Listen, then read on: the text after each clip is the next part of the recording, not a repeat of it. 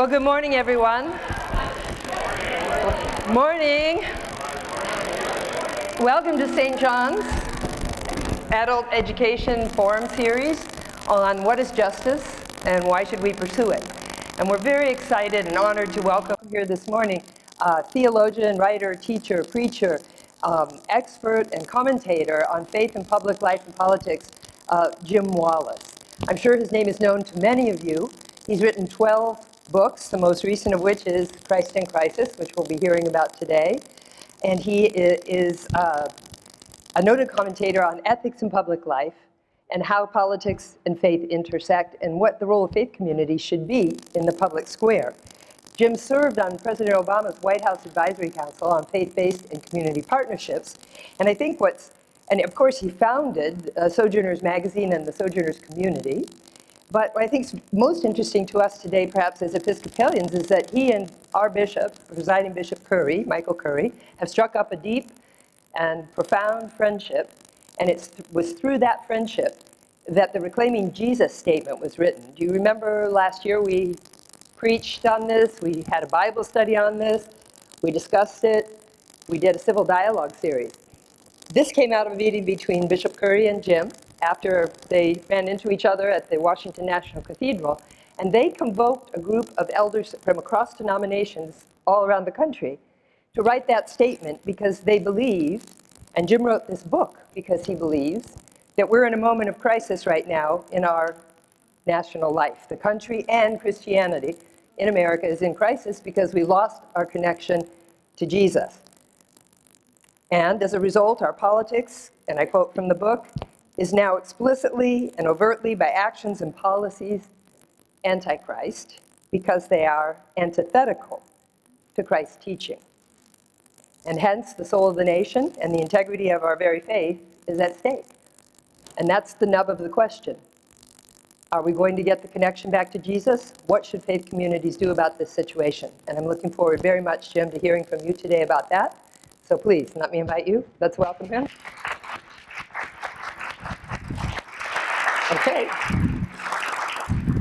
So I've just literally finished 20 cities in a month across the country, talking to lots of people. So here's some good news. We're all looking for good news these days. Jesus has survived all of us Christians. It's true. The hunger out there for a new and needed conversation about Jesus, you can feel it at all these events. And people came who were Christians, and those who had left, a whole lot of formerly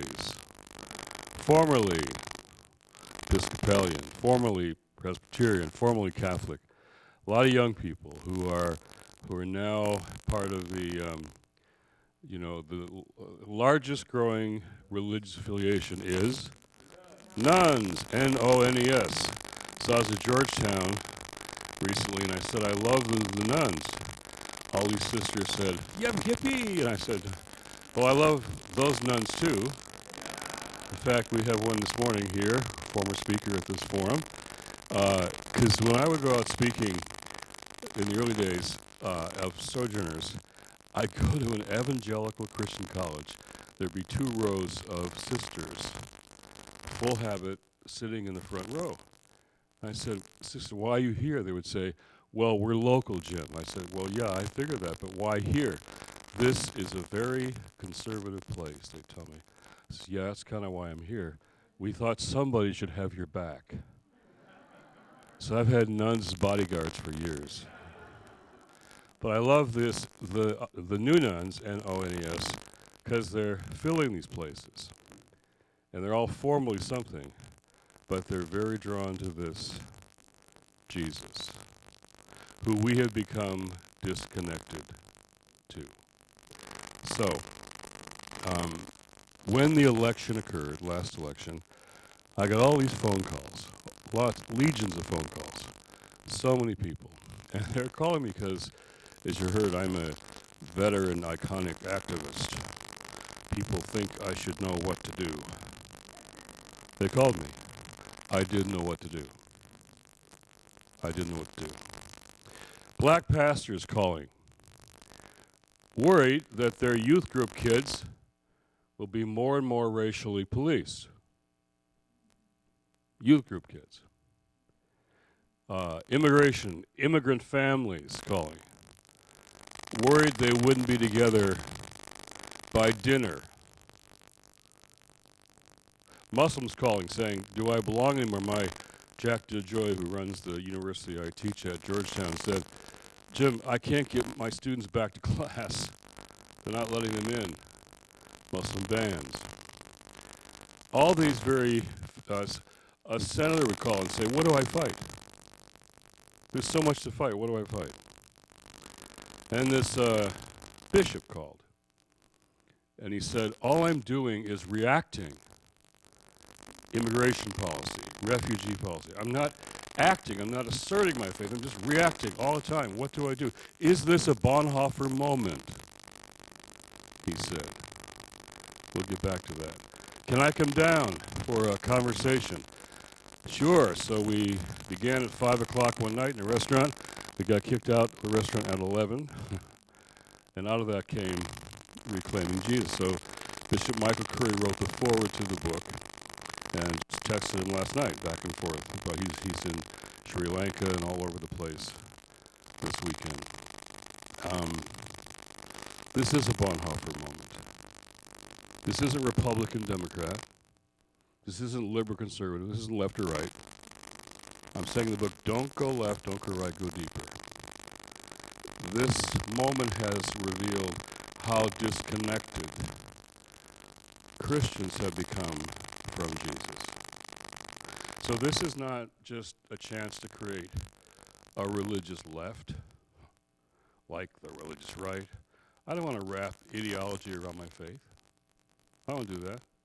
I want to say, what does this Jesus, what did he say? Did he mean it? Did he mean it? Are we going to apply it? So I couldn't sleep most mornings during that post-election time. These calls kept coming in, and it led to this Reclaiming Jesus. And where's Patrick, my great, there he is. I write declarations, kind of what I do. My team, young team, they said, how about a video? Huh, good idea. 5 million people, right? Watch this video of all these elders.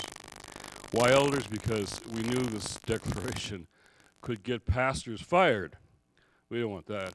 So those of us who don't care about being fired anymore, or don't have jobs anymore, don't care, signed it. But 5 million people responded. So then I kept getting up early and I started this book. The book is just, I found these 8 questions, 8 Jesus questions that he either asked or prompted. And those questions, to me, are at the heart of everything going on now in this country. This crisis is political, to be sure. It's constitutional, formally now. It's moral. It's spiritual. Lincoln once said, leaders should appeal to the better angels of our nature. That is second inaugural. This president appeals to our worst demons. So it's angels versus demons. So in California, I said this at a big retreat in Silicon Valley where they have all kinds of people with money who care about energy. And this is a retreat center about spiritual energy. And this very smart guy heard that and said, wow, what'd you say? I said, well, it's like spiritual warfare, angels and demons. He said, wow, spiritual warfare. When did you come up with that? It's different levels of religious literacy in the country. But indeed, that's what I think we're facing. So at the end of 20 cities, I'll just be blunt, we are facing literally a test of democracy. It's not yet clear whether the institutions of our country are resilient enough to respond and survive what's just happened. It's also a test of faith. Test of democracy, literally, and a test of faith. Because if you do justice forums every week, you've talked about this stuff before. So I'm not going to be subtle. We are being led into an American brand of fascism. That's what it is. It's a white nationalist fascism. That's what it is. Not Republican, Democrat, left, right, and most white Christians support it. Don't just blame the white evangelicals. The voting for this president went all white Christians, including white mainline Christians, white Catholics, white evangelicals, white women. If white Christians are perceived to historically have sided with this, we will lose a whole generation to faith for the rest of their lives. I'm out with them on the road all the time. They wonder what we're going to say, what we're going to do, whether we care about Jesus or not. So I'm not going to go through all the questions here. They're in the book. Every chapter is a question. I'll just do a couple just to give you an example. So a lawyer comes up to Jesus and says, how do I inherit eternal life? Jesus says, well, you love God and love your neighbor. It's kind of simple. Well, he says, who is my neighbor? Now that's when I realized the lawyer in the text is a Washington lawyer. Because I know that tone of voice. It's not, who is my neighbor? It's exactly, who is my neighbor? Let's narrow this down. Jesus gives his answer is, of course, the parable of the Good Samaritan. And we all know that, even outside the churches, man is beaten, robbed, laying inside the road. People walk by, including religious leaders who are late for a vestry meeting. And he says, here's my example of a neighbor, of a good neighbor. Somebody, this is how you love your neighbor. And so the Samaritan stops and he helps him, binds up his wounds, takes him to an inn, makes sure he's taken care of. He inconveniences himself and his schedule. He risks himself. King did a wonderful sermon on the Good Samaritan and said, that Jericho road's a dangerous road. He's risking himself. He's taking time, energy, money. And so that's the lesson of the parable, right? No. All that's good stuff. Here's the lesson. No Judeans in Jesus' time thought there were any good Samaritans. They're a mixed race, hated race. Stay away from them. We want nothing to do with Samaritans. So Jesus picks someone who is other than his community as his model. And he helps this Samaritan, someone other to him. That's the model. What's the message? Your neighbor is the one who's different than you. Your neighbor is the one who's different than you. I read all the commentaries on Good Samaritan again, and the best one was Gustavo Gutierrez, who says, your neighbor is not in your path. You've got to seek your neighbor outside your path. Find your neighbor. Your neighbor's different than you. So we have a politics now, a government now, that is targeting the very people Jesus says are our neighbors. Targeting them with fear, which leads to hate, which leads to violence. We have a politics targeting the people Jesus called our neighbors. They're running on it. He's running on anti-immigration politics. And every strong, I'll just say, would-be, alleged, wannabe strongman in the world is doing the same. They're all running against the other, all over the world. 2, Pilate and Jesus having a debate about truth. Pilate's losing the debate. So Pilate says, what is truth? Washes his hands, crucifies Christ. What is truth? Sound familiar? Don't get just stuck on the Washington Post's latest number of lies the president tells. I think 13,000 now, 13 a day. Now, I'll admit, presidents lie all the time, historically. But this is record-setting. It's true. But that's not the issue. The issue is he wants us to believe there is no such thing as the truth. He's undermining the idea, the very idea of there being truth. All the strong men do that. There's no truth. It's fake media. It's alternative facts. There is no truth. So the only truth I want you to believe is mine.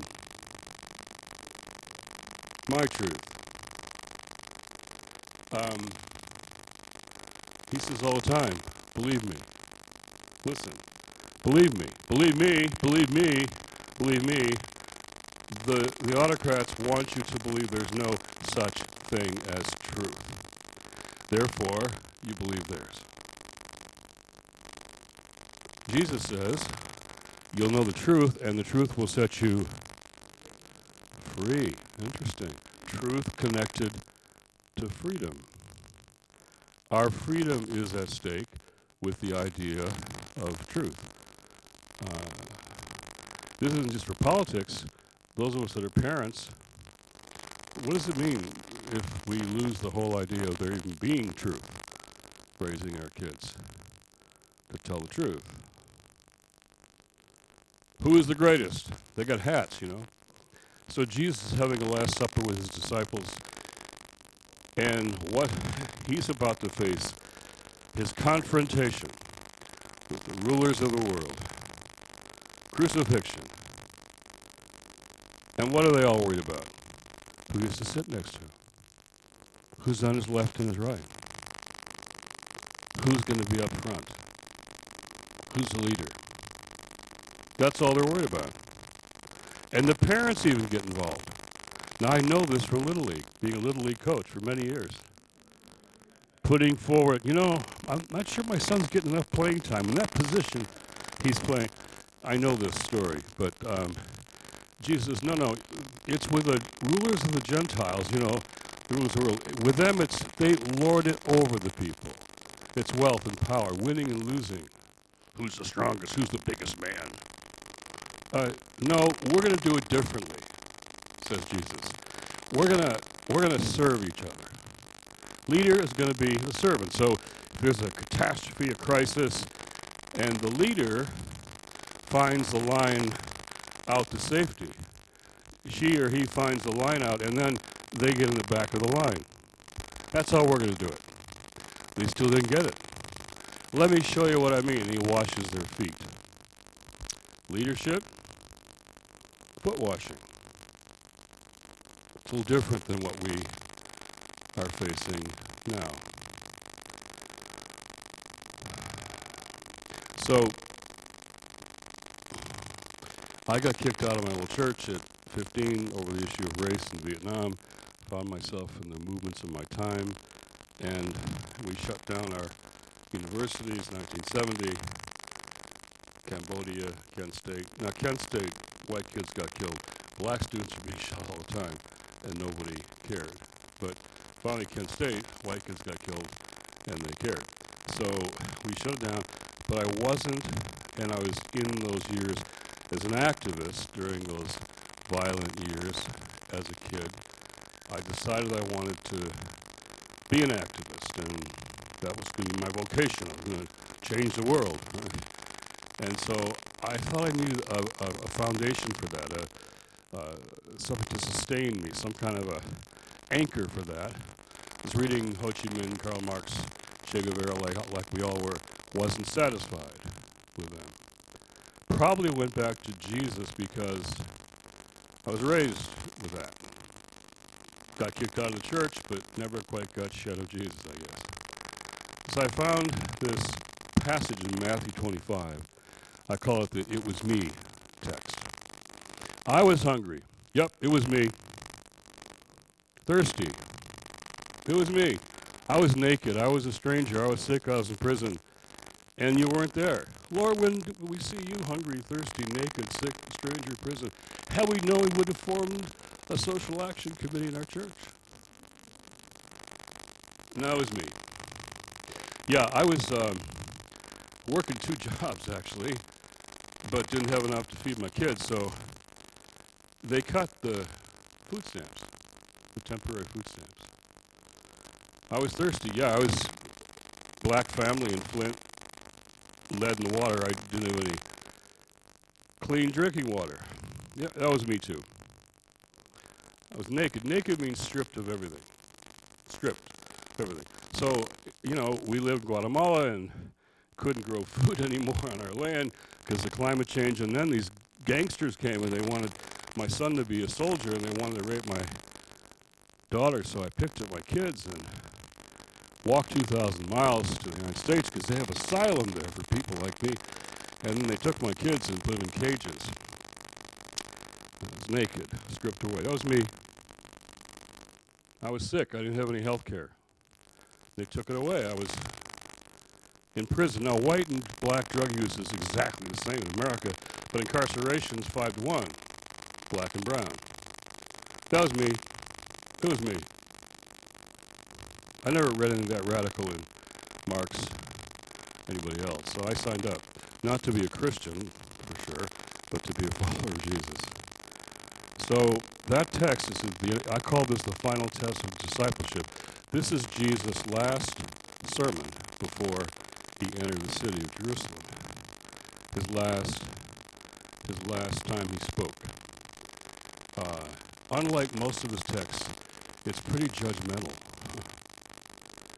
You'll be goat and sheep, so you're accountable for how you treat the people who are the most vulnerable. How you love me is determined by how you treat them. That's what it says. So on book tours, you get all these media calls, and CNN calls and says, all these Christian musicians, they won't put any justice lyrics here for them into their music because they're afraid it will lose them audiences. And all these pastors all over the country, a lot of them care about justice, but if they speak it, now we're so polarized and politicized, they'll be divisive. They don't want to be divisive. What do they do? And I thought of this text, I said, so Jesus going to do his last sermon before he goes to the city, and he says, now today, this is Matthew 25. Today I was going to talk about marginal, vulnerable people, but we're so politicized. I don't want to be divisive. So I'm going to tell you how to get to heaven, and of course we'll talk about abortion, gay marriage. We'll talk about that. He didn't do that. As you have done to the least of these, you've done to me. It was me. The least of these are the least important in Washington, D.C. I'll tell you lots of stories, Democrats or Republicans. The least of these are the least important. You've got to fight for the least of these all the time in this thing, no matter who is in the White House. I'll tell you stories. But now they're targeting the least of these, going after the ones, deliberately regulatory, executive action. They're going outside Congress. They're going after attacking the hungry and the sick and the stranger. They're attacking them. So I want to be blunt. White nationalism isn't just racist. It's anti-Christ. Putting migrant kids, ripping them from their parents and putting them in cages, that's not just a lack of compassion. It's Antichrist. Demeaning women, harassment, assault, trafficking. This isn't just sexist. It's Antichrist. Do the Christians care? That's going to be the big question for a whole lot of young people. Do the Christians care? Morning Joe says, have you noticed these policies are just antithetical to the teachings of Christ? If Joe Scarborough can see that, a whole generation can see it. And they have no idea what we're doing.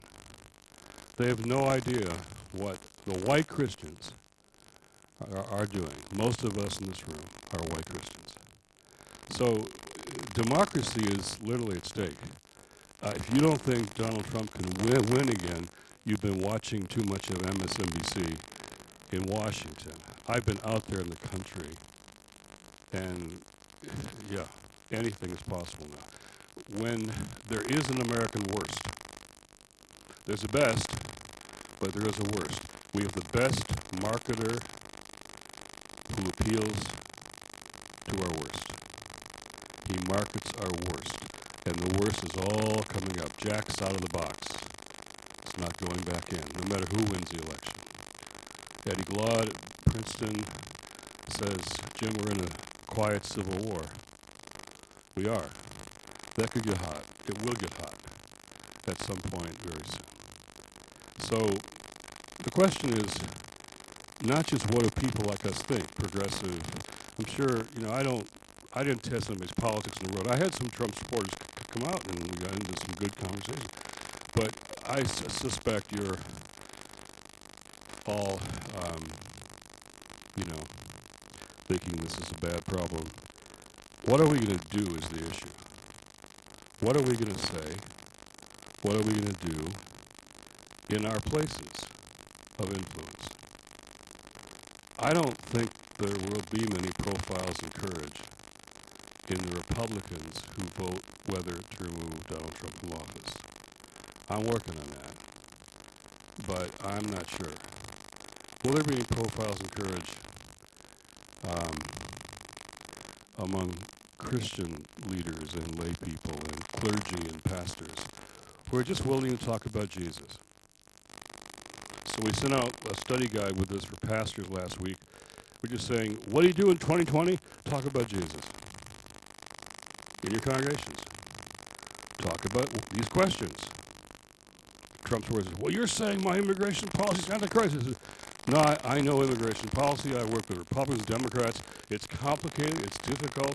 Broken system. We're all responsible. How do we fix it? Those are fair questions. But when you dehumanize immigrants, that's Antichrist. So let's figure it out. But let's talk about Jesus. Now, good news is, and I'll finish with this, and then we can have some conversation. When you're a speaker, preacher, particularly an author, and you're speaking about a book, you always listen to the words that people say when they first come up and want to respond. They're shaking hands after service, or saying hello, or signing a book. The two words I heard the whole way, thousands of people, were these: encouragement and hope. I came in feeling totally discouraged and hopeless, and I walk out feeling encouragement and hope.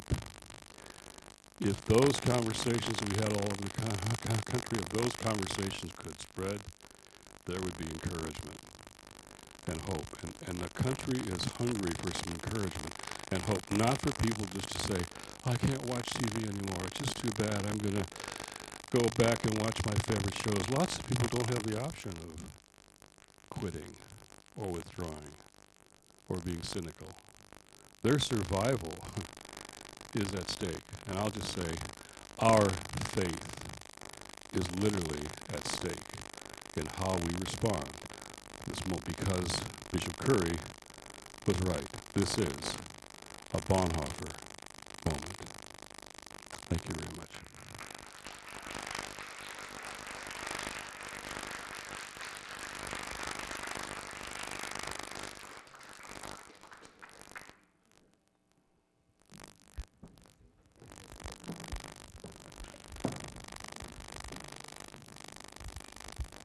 Well, Jim, thank you so much for being so forthright about the situation.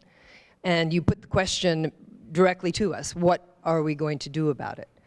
And in the book, you said that congregations like ours can become the healing balm that can help to heal these divisions. You mentioned the conversations that you had that were good conversations, being very practical, very concrete in this situation where we can't be silent. What can we do?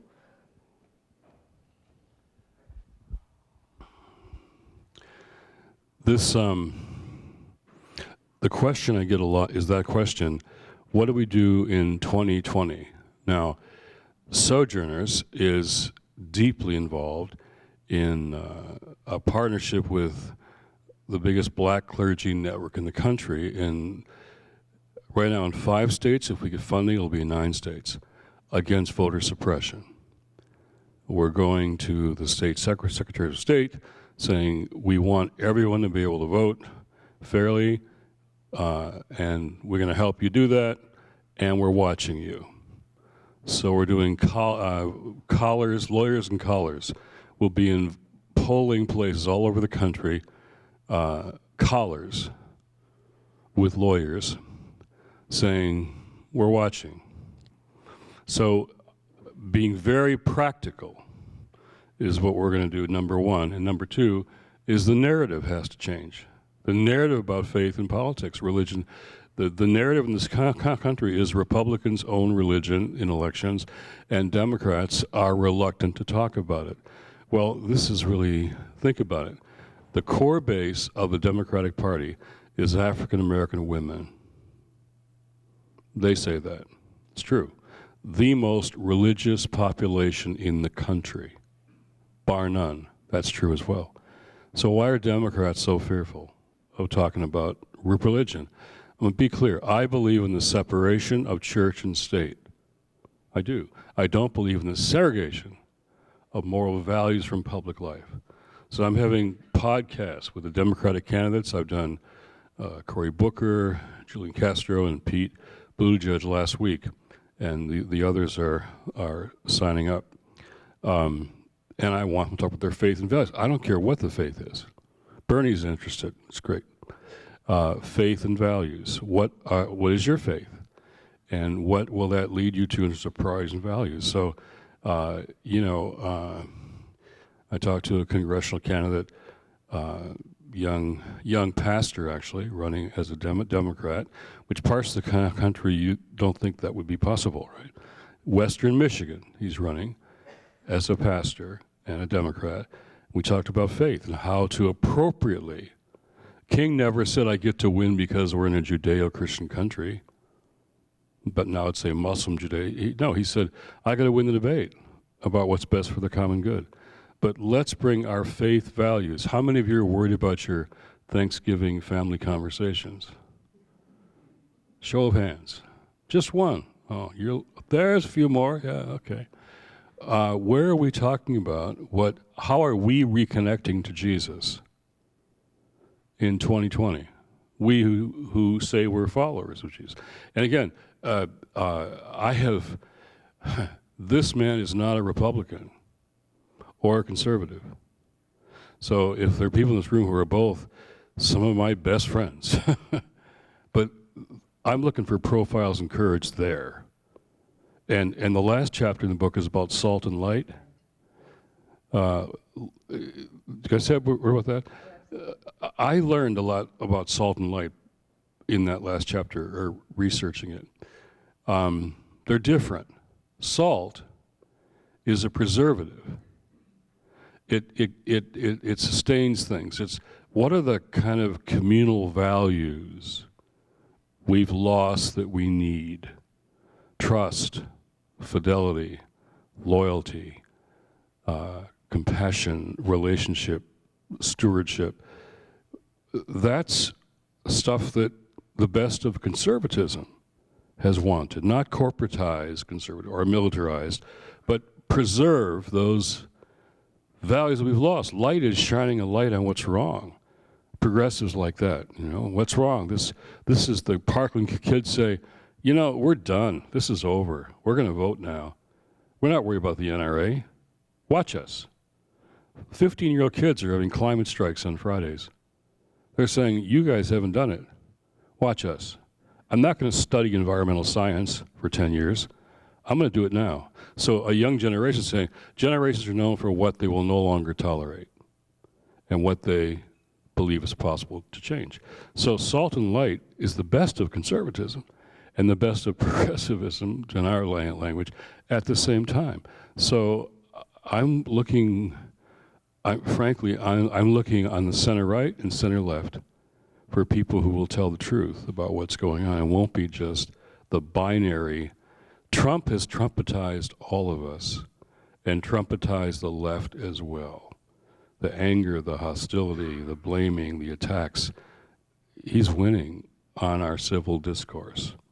So who's going to stand up to all of that and do what Micah, I love Micah. Micah says, number one, do justice. That's where I start. You're for him.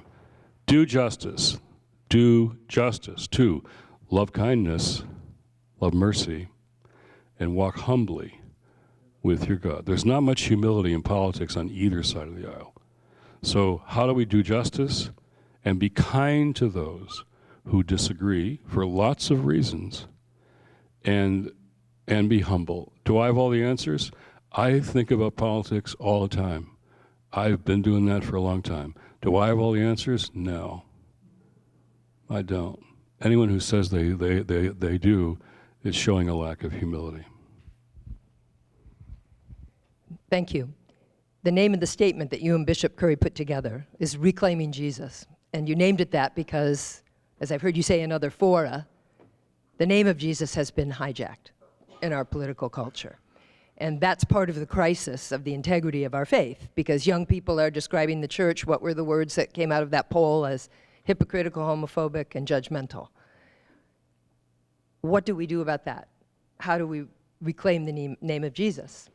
And what are the implications of this hijacking? Jesus has been silenced, first of all, by a lot of people. You notice how when I got a chance to talk to Mayor Pete a couple weeks ago, I said to him, this is out now in a podcast. You can take a look at it or listen to it. I said, you really have shown me God. You have demonstrated God's sense of humor. Because here is this millennial mayor in a Midwest, I'm from Detroit, a Midwest Rust Belt city, gay married man, and he's the one talking about Jesus. That makes the religious right go crazy, because they don't talk about Jesus. Listen to them. They never talk about, they talk about issues that are the Christian issues, they say, but never talk about Jesus. And I want to, or being blunt here today, there is a secular fundamentalism on the left that doesn't like religion per se. And they're very powerful in the Democratic Party. And I know people in the DNC who feel they're under that pressure all the time to never speak positively about religion or faith. And that also is Pete upsets them too, because they want the world to think that all religion is right wing. They want the whole country to think all religion, because that's how they view it. And I was thinking yesterday, I might get some polling done. If you count all the Christians of color in this kind of country and all of the Christians who, like perhaps some of you, I hate putting political tags on Christianity, but let's do the meaty thing, progressive Christians. That's what I'm always called. I think the stats show there may be increasingly more of us than more of them. But the right are the ones who have the voice. And let me say, they're the ones the media wants to have the voice, because many in the media have an illiteracy or bias about religion. And when Franklin Graham or Jerry Falwell is up there speaking for us, many in the media think that's fine. And so I don't think it is. So how are we going to speak? Where are we going to speak? Who are we in our circles? Are we going to speak, and are we going to be clear in what we say? And this is, I'm going to just keep saying all the way through the election, this is not a typical election where the Republicans, Democrats, left. This is about, this is a right-wing populist threat around the world, and our populist threat from the right should have lost the election, did lose the popular election. This is an accidental anti-president who won because, in part, he got help from the Russians, and there was voter suppression and a lack of voter turnout in key places because Democrats didn't like their candidate. And they had, I think, reasonable critiques of that candidate. But when he came down the aisle, Donald Trump, the escalator at Trump Tower, when he came down the escalator, I said to the Sojourners team, he's going to win the Republican nomination and run even with Hillary if she's the candidate. And anything could turn it either way, like a Comey letter or whatever. Given what's happening in the country, which I get to see, not just the bubbles and the coast, I could see this coming. Our worst is out there. It goes very deep, and he's the best marketer to the worst that we have. So this is really, it's a Bonhoeffer moment. And what German pastor, theologian, young Dietrich Bonhoeffer and Karl Barth came out against what was happening. Let me just say, history doesn't repeat, it does rhyme. It doesn't repeat, but does rhyme. We are in a 1930s situation now, our version of that. And what will the voice of faith be? History will ask, what was the voice of faith during that time? And that is not just a few people who write books and get on TV, please. It's about congregations like yours. What are you going to do? What are you going to say in your circles, family circles, business circles? Business people are making transactional deals with this administration around taxes and judges. That's a transactional deal. And democracy is at stake. I'm talking to corporate CEOs about this question. What are they going to do? What are we going to do? Are we going to rise up? And those who say we're Jesus people, it's a fair question. What did Jesus say? Who is my neighbor is a fair question, because that was the one he prompted. Let's have that discussion in all of our congregations. Thank you so much. I want to give you all a chance to ask any questions. We have about 5-8 minutes.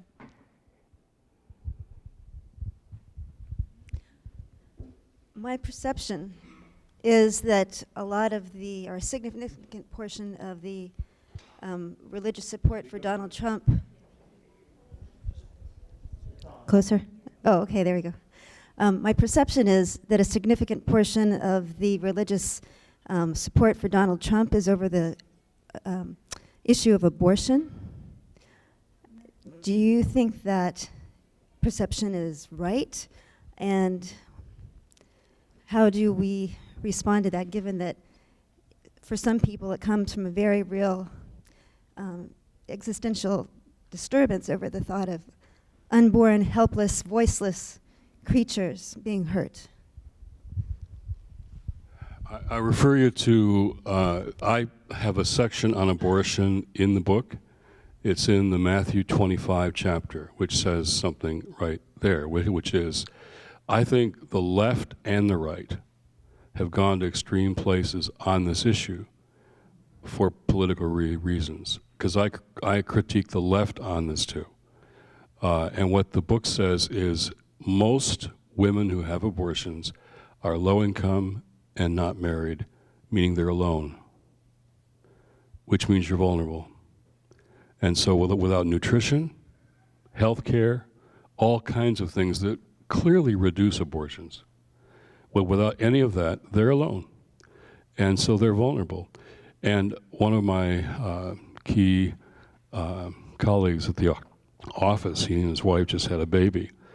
And I'll tell you, the most vulnerable human being in their world the last 9 months was that child becoming two vulnerable populations. The left picks one, the right picks the other, and we're stuck.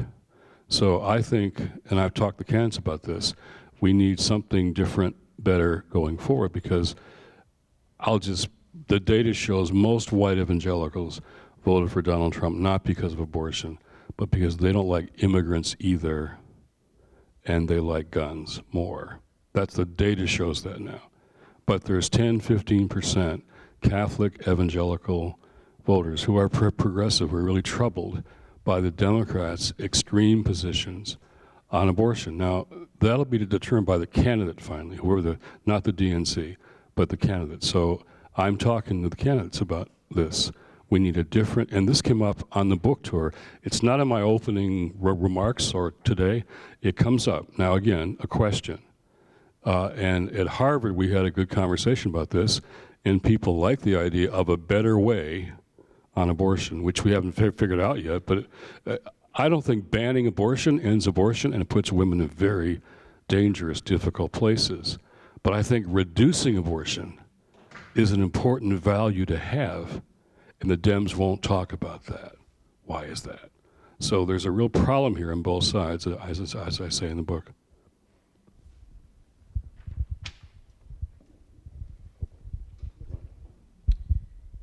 I have a little trouble with your saying that Republicans and Democrats are kind of equal, because I feel like in terms of affordable health care, the Dems really push for that. In terms of helping minorities, the Democrats have helped all this. I really struggle because I feel a lot on the Republican Party are not helping the marginalized or really promote this. Yeah, I'm very aware of that. How do I say they're equal? Well, not equal, but you inferred that we shouldn't get in discussions, or at the beginning of your talk about it's not a Republican versus Democrat issue, but in some ways it is. Let me be clear. There's no moral equivalence here. I'm not saying that at all. But I'm saying generally, don't go left, don't go right, go deeper. That's what I think. We all have to go deeper than left and right. And I think we, as followers of Jesus, we should go back to what Jesus said and did. That's where I think we should start. I'm having conversations with Democrats all the time about how to be more faith-friendly, which they need to be, in my view. And I'm talking to Republicans who don't know what to do because they are against this president, and they're too afraid to say anything. I've been reading my stuff, critical of Republicans for years about all the things that you say. I'm saying this is not just a contest between this dictator. He has always been a dictator and a bully in his world, his small pond. He's not different. He's always been who he is. Accidentally, he's not president of the United States. So Republicans of conscience that I know don't think he's a Republican or a conservative because he's a narcissistic strongman. That's what he is. So I'm saying we have to go deeper than just Democrat, Republican here if we're going to respond to the crisis of democracy. So that doesn't imply there's a moral equivalence between party platforms. I've been pretty clear on Republican platforms regarding poor people or regarding racism or housing, all that stuff. But I think we have to go deeper than just partisan here. The world is in a binary political moment, and I think that's the problem. We're too binary. How do we get deeper than just being binary in our politics? I'm glad I got to ask this after you said those words, because I'd just like to hear what you have to say, especially since you've talked to quite a few of the candidates, how the Democrats can stay in the weeds and argue minutiae and pretend that this is a campaign and a primary process that's just like every other one that we've seen. I would like to see more conversation about the deeper issues at stake in this election, like democracy. I don't know. I know some of the candidates and am trying to say that to some of them, but I don't think, if you read E.J. Dionne's column last week sometime about how all the Democratic candidates believe a number of things clearly together. They believe climate change, they believe all of that, and health care for all that. And so instead of being so involved in their differences, if they could talk more about what they believe and how different that is than what we're seeing right now. So, but politics is politics. People are trying to put themselves forward. I understand that. But finally, in the end, this is going to have to be some moral decision-making time. So let me just share a confidential story. I won't say who, but when I'm talking to a CEO who cares about the things that we all care about, and he said, "Yeah, well, it depends who the Dems put up." I said, "Really?" "Well, Bernie is against private health insurance." I said, "Really?" Bernie's not going to be the candidate, in my view. But even if he was, you're going to vote for the end of democracy or Bernie Sanders. And then have a Democratic debate with Bernie Sanders about how to sequence to more health care for all. That's a fair question. But people don't understand how clear the choices are. If Donald Trump wins re-election, I am not sure our institutions will survive. Our democratic institutions and protocols will survive. He's already totally ignoring the Congress, completely ignoring the Congress, and he'll defy judiciary rulings, and until somebody arrests him, he'll keep doing it. People need to understand what's at stake here.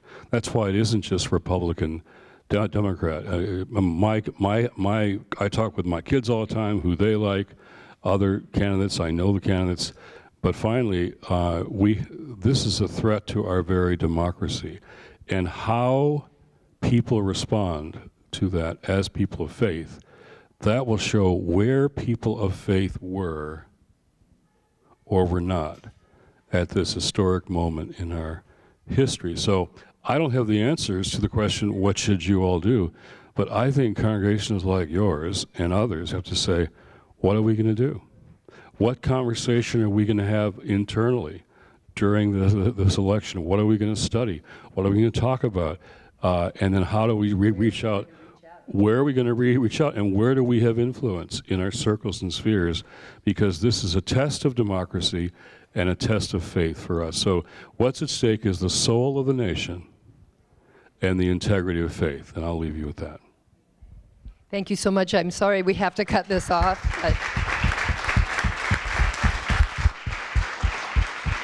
Let me just mention that if you found this interesting, go to sojourners.org. There's a 8-series podcast discussing every chapter of the book. And Jim has kindly agreed to sign books here if you're interested, and I'm sure he'll stay for just a minute for any further conversation. But thank you for an incredibly stimulating and thought-provoking presentation, Jim. Thank you.